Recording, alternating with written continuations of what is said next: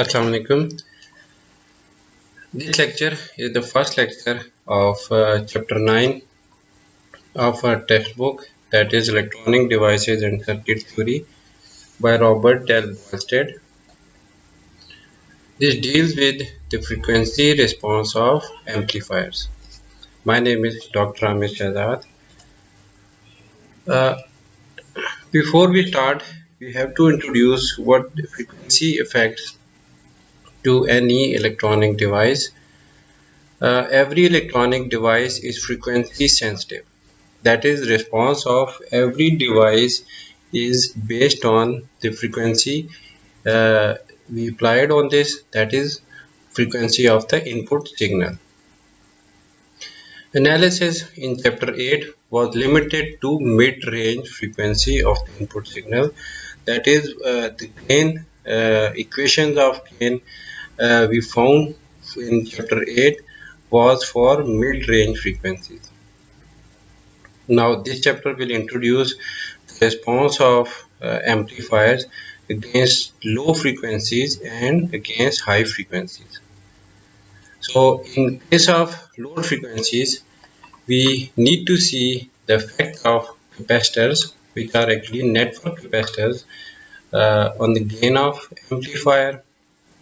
And for the case of higher frequencies, there are certain capacitive effects or capacitive elements which are introduced in higher frequencies, and they will have some effect on the gain of amplifier. So before we go into detail of frequency effect on the response of amplifiers, we need to revise some scientific notations and or scientific equations which we are going to use in this chapter. So first one is logarithms.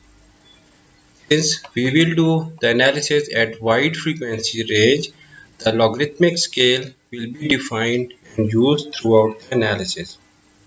Now we are dealing with large range of frequencies, that is from very low frequencies to very high frequencies.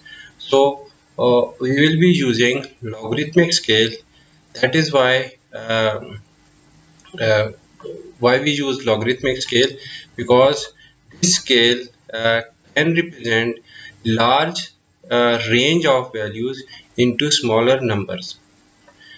The relationship between variables for a logarithmic function is given in this equation.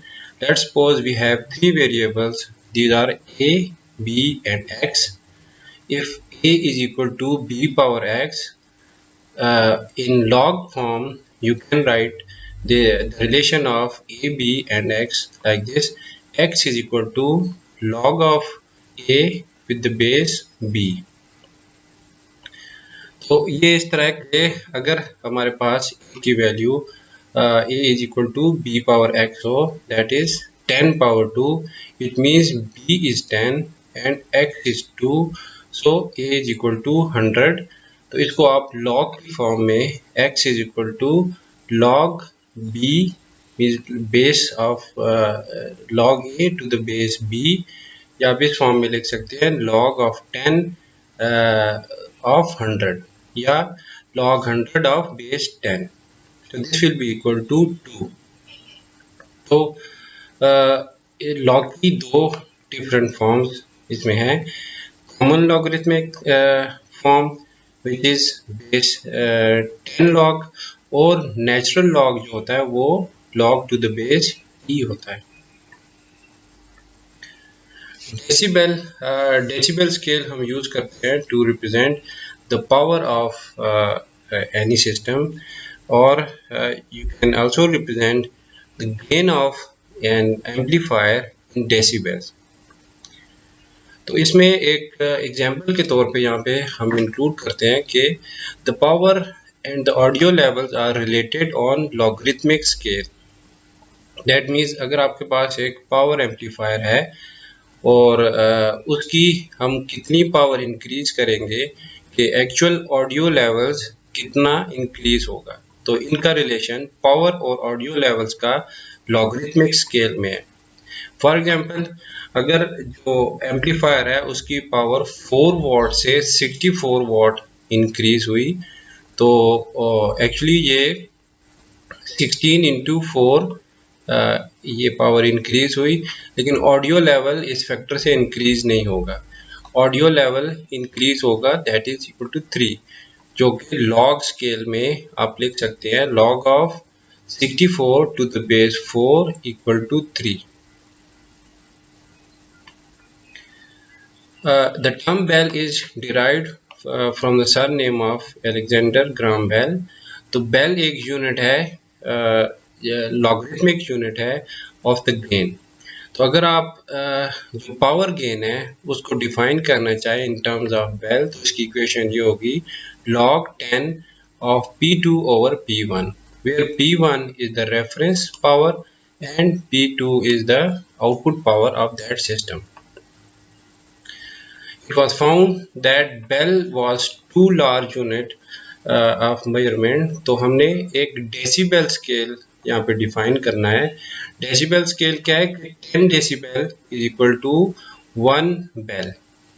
तो इसकी equation हमारे पास ये बनती है gain in dB, this one was gain in bel. So अब आपके पास gain in dB means gain in decibel को आप इस तरह डिफाइन कर सकते हैं 10 into log 10 of P2 over P1 means power में कितना गेन आया in terms of dB, you can define that with this equation. और अगर आपके पास जो रेफरेंस पावर है वो 1 मिलीवाट हो, that is for 600 ohm for communication system, तो उसको आप इस तरह लिख सकते हैं log 10 log 10 of P2 over 1 milliwatt. तो इस स्केल को हम कहते हैं dBm, dB और m फॉर मिलीवाट। तो ये स्केल्स हैं in terms of log, bel, decibel and dBm। अब अगर जो गेन हम डिस्कस करते आए अभी तक दैट वाज वोल्टेज गेन, तो अगर आप पावर को in terms of voltage convert कर दें, you can have P2 since P is equal to V square by R, तो P2 को आप V2 square over RI is the input impedance of that system, इस term में लिखे, और P1 is equal to V1 square over RI is again the input impedance of system, so this will be same, but since power is amplified or increased, or you can say for higher gain the P2 should be higher।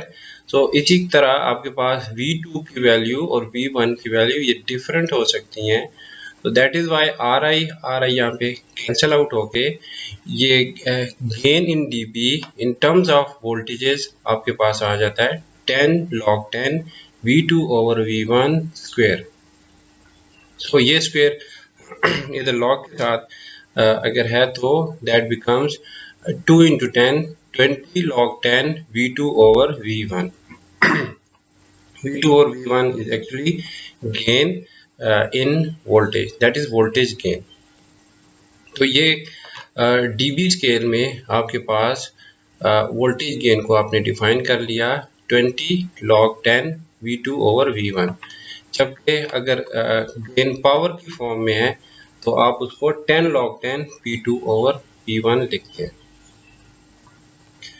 तो इसका एक usage जो हम discuss कर सकते हैं वो cascaded system में है। In case of cascaded system, we know that gain of all individual stages we need to multiply them to get the overall or total gain of that system। तो अगर ये absolute scale में ये multiply हो रहे हैं gain, तो अगर आप उनको लॉग की फॉर्म में लिखें, इस जो भी गेन है for every stage you need to write it down in the terms of logarithmic form, तो आप इनको ऐड कर सकते हैं। तो this is a basic property of logarithms. तो इन अदर सेंस आप total gain in dB find करना चाहें तो आप इंडिविजुअल स्टेज का गेन इन डीबी उन सबको आप ऐड करेंगे, you will get total gain of that particular system. Table 9.2 in the book suggests that ये टेबल 9.2 टेक्स्ट बुक का एक्चुअली कंपैरिजन यहाँ पे मेंशन कर रहा है. To have an absolute voltage gain that is V naught over V I, उसको हम dB level में किस तरह रिप्रेजेंट कर सकते हैं through this equation. If you have gain of 0.5 तो डीबी लेवल में वो -6 dB होगा. If you have a gain of 0.707 that will be -3 in dB. If you have gain of 1 that is V naught is equal to VI, तो आपके पास dB scale में ये 0 होगा. Similarly if you have gain of 10,000 तो आपके पास dB level में आपके पास ये वैल्यू होगी 80 dB. तो ये इंक्रीज करते जाएं तो इधर आपके पास लिमिटेड नंबर्स आ रहे हैं, तो आप एक्चुअली हायर वैल्यूज को रिप्रेजेंट कर रहे हैं सम फ्यू लोअर नंबर्स, या आप कह सकते हैं कि एक लोअर रेंज ऑफ नंबर से आप रिप्रेजेंट कर सकते हैं. तो यही एडवांटेज है यूजिंग लॉग स्केल और dB scale. Now, as we said earlier, that in this chapter we will discuss the frequency response of amplifiers, both for BJTs and FETs. But since we are dealing with FETs for electronics too, so we will focus on frequency response of FET amplifiers. So, ये diagram या figure आपको show करती है general frequency response. So, in chapter 8 we have discussed the gain of amplifier for the mid-range frequencies. Generally हम इस तरह consider करते हैं कि for the AC analysis जो नेटवर्क कैपेसिटर्स होते हैं CC, CS और CE, उनको हम शॉर्ट सर्किट कंसिडर कर देते हैं, और considering frequency is too high that the impedance is 0 or approximately 0, so that we can replace them with a short circuit. Coupling capacitor या बाईपास कैपेसिटर जो होते हैं उनको हम for the mid range frequency short circuit consider कर लेते हैं. लेकिन अगर फ्रीक्वेंसी की वैल्यू कम हो, then the impedance or reactance of these capacitors is no more equal to 0 or approximately equal to 0, तो हम इनका इफेक्ट देखते हैं फॉर लो रेंज फ्रीक्वेंसीज. इसी तरह हायर फ्रीक्वेंसीज के केस में आपके पास parasitic capacitance of network and active devices and frequency dependence of gain of the transistor, those are FET और ट्यूब और whatever transistor you are using. तो high frequencies पे हमारे पास गेन रिड्यूस हो रहा है ड्यू टू पैरासिटिक कैपेसिटेंस और एक्टिव डिवाइस कैपेसिटेंस से. तो ये वाला पार्ट हम डिस्कस करेंगे for high frequency analysis of amplifiers, और इस पार्ट को हम डिस्कस करेंगे for frequency analysis for lower frequencies that is lower than some cut off value. तो इन बिटवीन जो फ्रीक्वेंसीज हैं हायर कट ऑफ फ्रीक्वेंसी से लोअर कट ऑफ फ्रीक्वेंसी के दरमियान जो वैल्यूज हैं वो हमारे पास मिड रेंज फ्रीक्वेंसीज हैं. So this is the general frequency consideration, that is for mid range frequency we consider gain as 1, and for lower and higher frequencies then these cutoff frequencies gain will be reduced or it will be less than absolute value of 1. ये हम इस chapter में discuss करेंगे कि lower frequencies पे gain क्यों reduce होता है और हायर फ्रीक्वेंसीज पे गेन कैसे रिड्यूस होता है, कौन से फैक्टर्स इफेक्ट करते हैं लोअर और हाई फ्रीक्वेंसीज पे, रिड्यूस द गेन।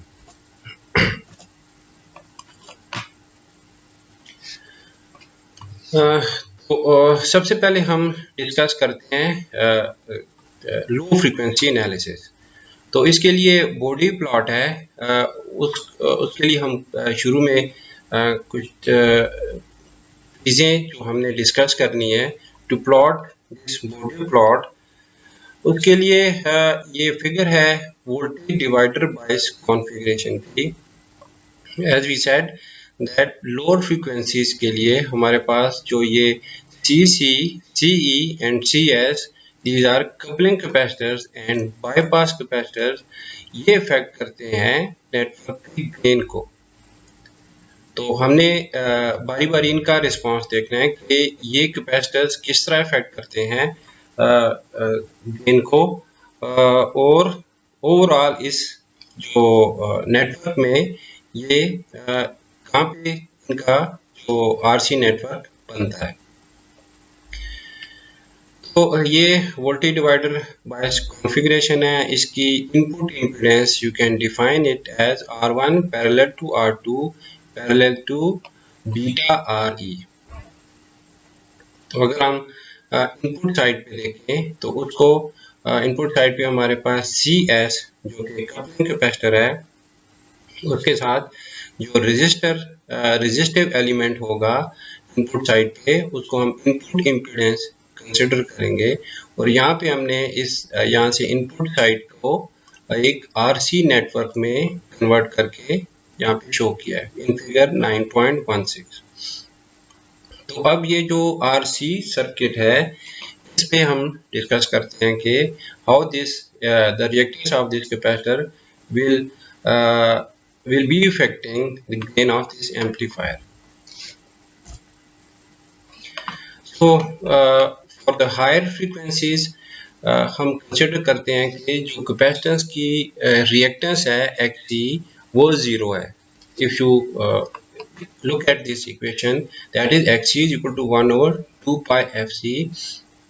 अगर आप F को एक लार्ज वैल्यू इसको कंसिडर करें तो this will be approximately equal to 0 ohm. तो जब ये रिएक्टेंस 0 ओम हम कंसिडर करते हैं, that is we can replace capacitor with a short circuit. Capacitor को हम शॉर्ट सर्किट से रिप्लेस कर सकते हैं।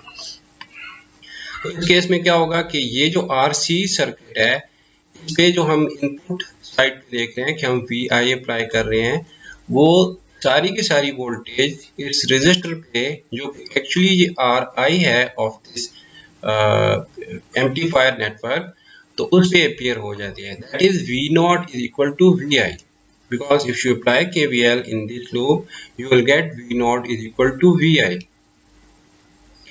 और for the case of zero frequencies or lower frequencies, let's say अगर आप F को 0 हर्ट्ज कंसिडर करें तो कैपेसिटेंस की जो रिएक्टेंस है वो इनफाइनाइट ओम कंसिडर होती है, because putting 0 in this equation will give you infinite value, undefined value। तो इस केस में आपके पास कैपेसिटर को हम ओपन सर्किट कंसिडर करते हैं। So this case is for DC, that is F is equal to 0 hertz is for DC voltages और DC signal। उस केस में आपके पास यहाँ पे कैपेसिटर को हम ओपन सर्किट से रिप्लेस कर देते हैं। तो और क्योंकि इसकी इम्पीडेंस बहुत ज़्यादा है, तो हमने इसको ओपन सर्किट से रिप्लेस किया। It means if you apply KVL you will get V0 is equal to 0। V0 is equal to 0। तो इसको अगर हम इस अपने प्रैक्टिकल सर्किट में इसका मीनिंग या इसकी जो अंडरस्टैंडिंग है उसमें देखना चाहें, तो इसका ये मतलब है कि अगर हमारे पास एक सर्टेन फ्रीक्वेंसी जो कि कट ऑफ फ्रीक्वेंसी है उससे हायर फ्रीक्वेंसीज हैं, तो हम कैपेसिटर को शॉर्ट सर्किट कंसिडर कर सकते हैं। तो जो भी हम इनपुट वोल्टेज अप्लाई कर रहे हैं वो नेटवर्क पे अप्लाई हो रही है। दैट मीन्स जो हम यहाँ पे इनपुट वोल्टेज अप्लाई कर रहे हैं वो इस नेटवर्क पे अप्लाई हो रही है as it is. Because V naught is equal to V I. तो वी नॉट हम जो आरसी नेटवर्क है उसकी वी नॉट इस नेटवर्क की एक्चुअली इनपुट वोल्टेज होगी। तो लेकिन इस केस में जब आपके पास इनपुट सिग्नल जो अगर डीसी होगा तो उस केस में जो आप इनपुट पे वोल्टेज अप्लाई करेंगे वो नेटवर्क पे अप्लाई नहीं होगी, because V naught is equal to zero, means R पे कोई वोल्टेज अप्लाई नहीं हो रही, वो तमाम की तमाम वोल्टेज इस ओपन सर्किट पे अपेयर होगी। तो ये हमने एक जो कर्व है ये मेंशन कर रही है फॉर द हायर फ्रीक्वेंसीज आपके पास V naught is equal to VI है, दैट मीन्स गेन आपके पास 1 है। इस RC नेटवर्क का गेन आपके पास 1 है। कट ऑफ फ्रीक्वेंसी से हायर फ्रीक्वेंसीज पे हम गेन की जो मैक्सिमम वैल्यू है वो 1 की तरफ हम जा रहे हैं। लेकिन अगर इस कट ऑफ फ्रीक्वेंसी से लोअर साइड पे आए और हमने ये 0 f इक्वल टू 0 वाला केस डिस्कस किया, that means V naught is equal to 0, तो गेन आपके पास 0 है। तो इसके दोनों एक्सट्रीम्स हैं हमारे पास, higher frequencies higher than cut off frequency and 0 frequency. इसके इन बिटवीन वैल्यूज पे हम हमारा जो एनालिसिस है that is analysis for lower frequencies on the amplifier network actually. तो हम एक्चुअली इस एरिया में इंटरेस्टेड है लोअर फ्रीक्वेंसीज में, और इसका एनालिसिस हम देखें कि ये गेन की वैल्यू किस तरह ग्रेजुअली रिड्यूस कर रही है। So in between the two extremes, the gain is represented by the following figure. तो इन दोनों एक्सट्रीम पे जो f is equal to let's say infinite और f is equal to 0 के केस जो एक्सट्रीम्स हैं उन दोनों के बीच के जो फ्रीक्वेंसीज हैं उस पे उसको हम इस फिगर से रिप्रेजेंट कर सकते हैं। That means gain is being reduce if you reduce the input frequency. तो ये एक्चुअली आरसी नेटवर्क हमने दोबारा यहाँ पे प्लॉट किया है, where we have represented the impedance और reactance of the capacitor with XC and R is here. So for the input side you can write relation of V naught through voltage divider rule like this: V naught is equal to R VI over R plus XC। आप इधर voltage divider rule apply करें ये equation आपको मिल जाएगी। The magnitude of V naught is determined as follows. Since these are bold phases, so it have magnitude and phase vector की form में। तो इसका मैग्नीट्यूड अगर आप सिर्फ लिखना चाहें तो that will be RVI over R square plus XC square. तो इसमें मीन्स के यहाँ पे जो V नॉट और VI का रिलेशन है in fact gain of this RC circuit, तो उसको हम यहाँ पे डिफरेंट फॉर्म में लिख रहे हैं in terms of magnitude and phase also. So magnitude उसका ये इक्वेशन डिफाइन करती है। तो इसमें अगर हम एक स्पेशल केस डिस्कस करें that is R is equal to XC।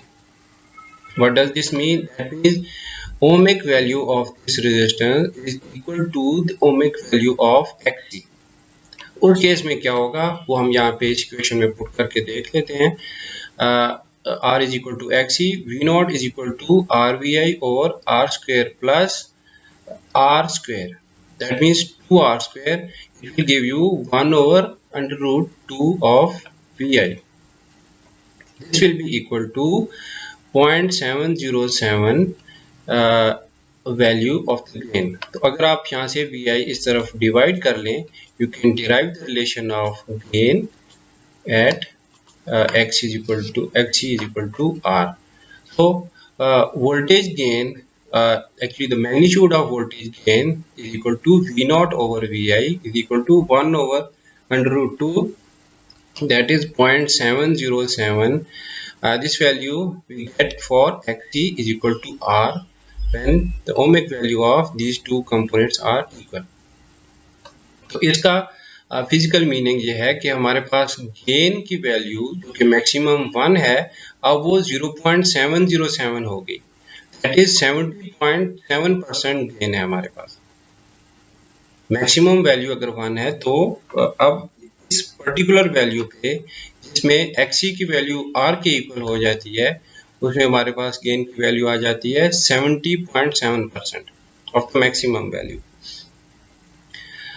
तो इसमें हम फिर फर्दर इसको एलेबोरेट करते हैं, that is XC is equal to 1/2 pi FC, और उस f को हम FLC यहाँ पे मेंशन कर रहे हैं, that is lower cut off frequency, that is equal to R। When XC is equal to R, we have the value of frequency when XC is equal to R, we mark that value as FL और lower cutoff frequency।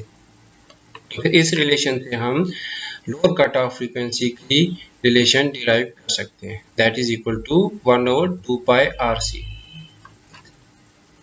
Lower cut off frequency यहाँ पे ये mention थी FL, तो इस पे हमारे पास गेन की वैल्यू आ जाती है 0.707। इसकी रिलेशन हमने इस RC नेटवर्क से डिराइव कर ली, that is equal to FL is equal to 1/2 pi RC। In terms of log, we can write this gain, that is voltage gain, is equal to 20 log 10 of absolute voltage gain.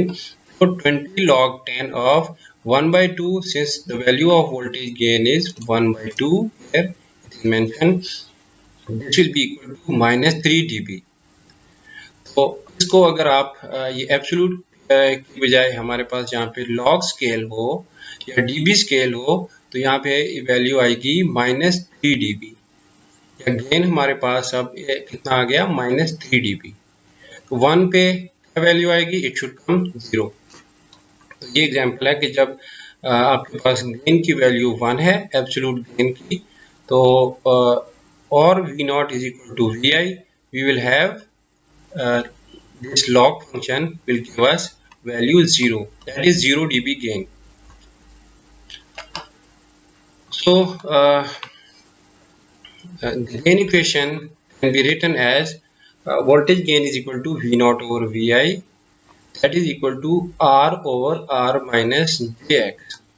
ये हमने इसी से ही, आप voltage gain के Vi को इस तरफ हम डिवाइड कर दें तो यही वाली इक्वेशन एक्चुअली ये है। इस फॉर्म में भी आप लिख सकते हैं 1 over 1 minus JXCR, we have divided every term with R, it will become 1 over 1 minus J, और यहाँ पे हमने XC को डिफाइन कर लिया ओमेगा C से, it will give us 1 over 1 minus J 1 over omega C R, this is equal to 1 over 1 minus J into 1 over 2 pi F C R। तो omega को भी हमने 2 पाई f की फॉर्म में लिख लिया। तो अभी हमने ये FL या लोअर कट ऑफ फ्रीक्वेंसी की ये रिलेशन डिराइव की थी, that is FL is equal to 1/2 pi RC। तो 1/2 पाई RC को आप FL लिख लें, तो and we have this F will be in denominator of this part.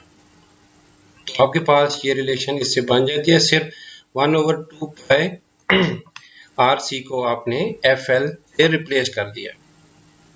Now we have the gain versus frequency relation. इसमें देखें, इस equation में गेन है और दूसरा फ्रीक्वेंसी है, तो दिस रिलेशन और this equation will give us the relation of gain and frequency. In the magnitude and phase form, you can write it as 1 over voltage gain is equal to 1 over 1 plus FL over F whole square into tan inverse of FL over F। ये आपके पास magnitude की term है और ये आपके पास phase है। And for the magnitude, when F is equal to FL, इसमें हम मैग्नीट्यूड वाली टर्म में अगर F को FL कंसिडर करें, दैट इज जो F वाला स्केल है जब फ्रीक्वेंसी की वैल्यू आप FL के इक्वल पुट करें तो हम देखते हैं कि इसकी वैल्यू क्या आएगी. Putting F is equal to FL will give you 1 over 1 plus 1 square 1 over under root 2 that is equal to 0.707 that is equal to minus 3 dB gain. तो ये गेन यहाँ से हमारे पास ये चीज़ वेरीफाई हो रही है कि अगर आपके पास फ्रीक्वेंसी जो है वो लोअर कट ऑफ फ्रीक्वेंसी के इक्वल है तो गेन की वैल्यू 70% होगी या इन terms of dB minus 3 dB होगी. So in logarithmic form, the gain in dB is 20 log 10 of this magnitude of this gain, that is 1 over 1 plus FL over F. So expanding this equation, because we want to plot the gain in dB versus frequency. तो इस equation को हम expand करते हैं. तो आपके पास ये equation आ गई. जब ये डिनोमिनेटर टर्म को हम ऊपर ले जाते हैं तो it will become negative sign इधर 20 के साथ आ जाएगा. फिर ये 1/2 भी इधर 20 के साथ आ गया. तो log 10 of 1 plus FL over F. तो ये आपके पास स्क्वायर टर्म है. तो अगेन ये 20 और ये 2 कैंसिल आउट होके -10 यहाँ पे फैक्टर आ जाएगा. log 10 of 1 plus FL over F square. अब ये हमारे पास एक इक्वेशन आ गई. अब हम इस इक्वेशन को जो कि फ्रीक्वेंसी और गेन इन dB का रिलेशन है इसका थोड़ा एनालिसिस करते हैं. For the frequencies where F is far less than FL. What does this mean? We are dealing with the frequencies that are far less than this cutoff frequencies. Again, if you come to this figure, that means we are dealing with the frequencies which are far less than this cutoff frequencies. So, or FL over F square is far greater than 1. The equation can be approximated with this equation, that is gain in dB is equal to -10 log 10 of FL over F whole square. क्योंकि ये वाली जो second term है for very low frequencies, ये second term जो है वो इससे काफ़ी ग्रेटर हो जाती है. तो हम फिर यहाँ पे 1 को इग्नोर कर सकते हैं. तो ये सिंप्लीफाइड इक्वेशन आपके पास आ गई which give you the relation of gain in dB two frequencies. तो अब आपके पास इक्वेशन आ गई. अगेन ये 2 की टर्म जो स्क्वायर है वो यहाँ पे आके इसको 10 को 20 बना देगी. So gain in dB is equal to -20 log 10 of FL over F. मजीद ये सिंप्लीफाइड इक्वेशन आ गई, but this is for the condition of lower frequencies, lower than this cut off frequencies. So ये इक्वेशन वैलिड है for lower frequencies. तो अब आपके पास ये एक इक्वेशन आ गई जो गेन और फ्रीक्वेंसी को रिलेट कर रही है. We can plot a curve which is called Bode plot. तो हम देखेंगे इसको हम कैसे प्लॉट कर सकते हैं. तो कंसिडरिंग फ्यू वैल्यूज और assuming few values, that is if you assume F is equal to FL, that is FL over F is equal to 1. This equation will give you -20 log 10 of 1 equal to 0 dB. And when F is equal to half of FL, means कि cut off frequency के half equal है frequency की value जो कि input signal की frequency है. तो उस टाइम पे आपको ये रिलेशन -6 dB वैल्यू देगी. Similarly, if you have F is equal to 1 over 10, the gain will be -20 dB. Now if you want to plot these numbers, this will give us this plot of which we call body plot of magnitude versus frequency. That means the piecewise linear plot of asymptotes and associated breakpoint is called a body plot of magnitude versus frequency. अब हमारे पास एक ये scale है जो कि frequency का scale है, और दूसरा स्केल जो है vertical scale, that is gain in dB. हम इन पॉइंट्स को जो कि हमने प्रीवियस स्लाइड में कंप्यूट किए थे, that is at F is equal to F L mean cut off frequency पे गेन की वैल्यू 0 है। तो हमने ये 0 पे ये पॉइंट अगर मार्क करें, second point half of FL, when f is equal to half of FL, gain है -6 dB, that is at f is equal to FL by 2, gain की वैल्यू -6 dB है, ये सेकंड पॉइंट है। फिर f is equal to 1/4 of FL means cut off frequency का 1/4 value है input frequency की, तो आपके पास गेन की वैल्यू है -12, तो -12 dB आपने एक पॉइंट मार्क कर दिया। And the final point is when f is equal to 1/10 of FL, तो आपके पास गेन की वैल्यू है -20 dB, तो 1/10 आपने मार्क कर दिया, that is -20 dB. If you connect these points, you will get a straight line, और फिर इस 0 dB पे अगेन आप एक और स्ट्रेट लाइन इस तरफ मेंशन करें, क्योंकि FL से बियॉन्ड हम कंसिडर करते हैं कि गेन की वैल्यू 1 है। अगर आप इस इक्वेशन को देखें, this is valid only for lower frequency lower than FL। So with these two asymptotes you can approximate the frequency response of amplifier। तो ये आपके पास एक दो स्ट्रेट लाइंस या दो एसिम्प्टोट से आप अप्रोक्सीमेट करते हैं फ्रीक्वेंसी रिस्पांस को। ये वाली जो कर्व लाइन है ये रिप्रेजेंट कर रही है change in frequency by factor of 2, that is जब फ्रीक्वेंसी हाफ हो जाती है equivalent to 1 octave result in 6 dB change in ratio, means 6 dB gain reduce हो रहा है, 0 से 6 dB गेन आ रहा है अगर फ्रीक्वेंसी कट ऑफ फ्रीक्वेंसी के हाफ है, as shown in this figure. And if frequency become 1/10 of cut off frequency, तो आपके पास जो गेन है 20 dB रिड्यूस हो जाता है।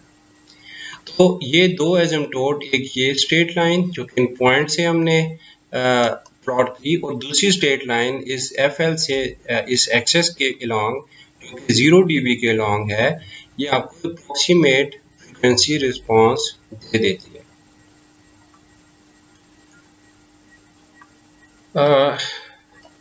इसके बाद एक चीज आप इधर नोट करें कि this is just an approximate response because these are asymptotes. तो एक पॉइंट जहाँ पे ये एरर बहुत ज़्यादा है वो है at cut off frequencies. If you go back and see what we have defined at cut off frequencies, at cut off frequency we have gain of -3 dB, लेकिन ये इक्वेशन आपको कट ऑफ फ्रीक्वेंसी पे gain की value 0 dB mention कर रही है, because it was assumed that we are dealing with frequency for less than f, not f equal to FL। तो इस केस में ये आपको पॉइंट पता है कि कट ऑफ फ्रीक्वेंसी पे गेन की वैल्यू आ जाती है -3 dB। तो ये वाला पॉइंट हमने यहाँ पे मार्क किया, और इसी के लॉन्ग अगर ये कर्व आप प्लॉट करें which passes through this point which is break point and continue along this asymptote, this will be the actual frequency response of system। तो ये आपके पास actual frequency response ये ब्लैक जो कर्व है वो रिप्रेजेंट कर रही है। अप्रोक्सीमेट रिस्पांस ये ब्लू लाइन, ब्लू जो कर्व है दो एसिम्प्टोट से हमने रिप्रेजेंट कर रहे हैं उसको, वो रिप्रेजेंट कर रही है, लेकिन एक्चुअल फ्रीक्वेंसी रिस्पांस हमारे पास ये ब्लैक डॉटेड लाइन रिप्रेजेंट कर रही है। So we will be implementing this whole theory, or you can say whole setup for low frequency response of FET amplifiers। So if you are given the value of gain, you can find the value of frequency, or the gain at any frequency can be determined from the frequency plot in the following manner. That is, gain in dB की ये relation है 20 log 10 of V naught over Vi. तो इसको आप convert कर सकते हैं इस फॉर्म में, gain in dB over 20 log 10 of V naught over Vi. That is, gain equal to V naught over Vi equal to 10 raised to power gain in dB by 20. तो ये जो हमने लॉग की रिलेशन या scientific notation of log हमने discuss की थी, आप इस रिलेशन को ये जो वेरिएबल्स की रिलेशन है आप उसको इस फॉर्म में लिख सकते हैं, लॉग को इन्वर्स करके। तो गेन, अगर आपको किसी भी फ्रीक्वेंसी पे गेन की वैल्यू फाइंड करना हो जो कि एब्सोल्यूट गेन है और डीबी स्केल में आपके पास गेन गिवन हो, तो you can find that absolute value of gain with this relation. For example, if gain is given as -3 dB, तो आपके पास एब्सोल्यूट गेन की वैल्यू आएगी putting gain is equal to -3 dB. Voltage gain will be V naught over Vi, that is equal to 10 raised to power gain in dB is -3 given over 20. So this will give you 0.07 as expected. So absolute value में हमारे पास gain की value 0.707 होती है और dB scale में हमारे पास ये वैल्यू -3 dB होती है. ये वैल्यू किस पॉइंट पे आती है? एट इक्वल टू FL या कट ऑफ फ्रीक्वेंसी पे. Now the phase angle theta is determined from theta is equal to tan inverse of FL over F for the frequencies which are far less than FL, that is lower frequencies. उस पे आपके पास theta की value approximately 90 degree के करीब आती है. For instance, FL is equal to 100 of FL means F की value 1/100 of FL है, far less than FL. So putting this value in this relation will give you tan inverse of 100, that is equal to 89.4 degrees. तो phase की value for low frequencies में आ गई approximately equal to 90. And for F is equal to FL means at cutoff frequency phase angle will be 45 degrees, and for F far greater than FL means for high frequencies the angle will be approximately equal to 0. Okay, this is the end of first lecture of discussing frequency response of amplifiers. In next lecture we will study the lower frequency response of FET amplifier. Thank you very much. I hope you understood this lecture. Thank you.